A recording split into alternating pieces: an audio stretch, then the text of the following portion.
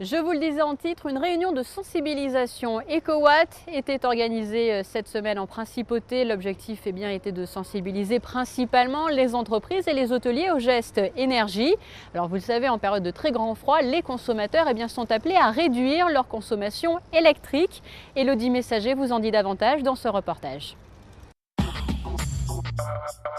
En hiver, lorsque la température baisse, on a tendance à augmenter le chauffage et tirer sur son compteur électrique. Mais attention, pour éviter une panne générale, il faut au contraire modérer sa consommation énergétique. Une réunion sur ce thème était organisée mercredi au centre de congrès auditorium de Monte-Carlo.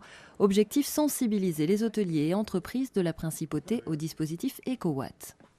Le dispositif EcoWatt, il sert à répondre à une problématique qui est une faiblesse de l'approvisionnement électrique des départements du Var, des Alpes-Maritimes et de la Principauté de Monaco.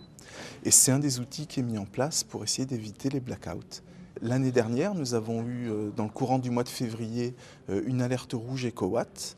Et dans ce cadre-là, la mobilisation de l'ensemble des inscrits, 12 000 personnes inscrites, 50 entreprises et collectivités, a permis de réduire de 3% la pointe. Alors 3%, très concrètement, c'est comme si on avait enlevé la ville de Fréjus de la consommation électrique des Var, des Alpes-Maritimes et de la Principauté. Et c'est ça qui a permis de passer avec plus de confort le pic énergétique.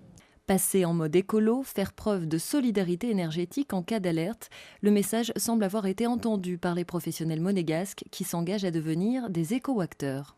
Ce qui m'a intéressée aujourd'hui, je dirais que c'est plus cette notion d'alerte orange, alerte rouge, et de voir comment on va pouvoir, nous, en interne, accompagner cette démarche et peut-être aller plus loin que les gestes qui sont menés au quotidien toute l'année. Le réseau de transport électrique représenté également à la conférence s'est engagé à résoudre les problèmes d'enclavement que peut connaître la Côte d'Azur, considérée comme une péninsule électrique. Nous parlons de péninsule électrique puisque tout d'abord il faut savoir que l'est de la région Provence-Alpes-Côte d'Azur ne produit que 10% de l'électricité qu'elle ne consomme.